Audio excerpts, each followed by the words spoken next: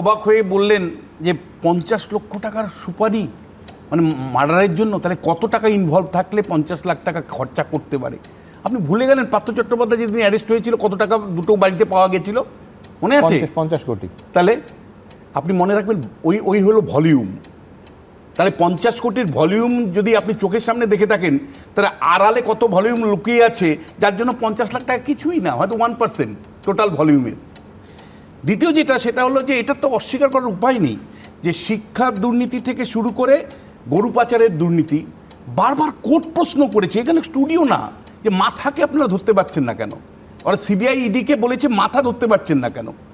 আবার একইভাবে রাজ্যের গোয়েন্দা দপ্তরের মানে যখন মনীশ শুক্লা মারা গেল, তার মূল মাথাকে কে মূল চক্রী আজও ধরা পড়েনি। ফলে এইখানেও কিন্তু আমি যেটা ভয় পাচ্ছি যে বাবলা সরকারের প্রশ্নে যেভাবে কেবলমাত্র নরেন্দ্রনাথ তেওয়ারির নাম আসলো, তারপরে ওখানে মানে তদন্তটা থেমে যাবে না তো?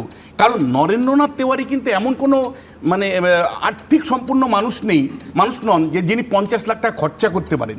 50 লাখ টাকা যে খরচা করতে পারে সে তার প্রভাব অনেক বেশি, তার অর্থবান মানুষে, এবং তার প্রভাব রাজ্যব্যাপী।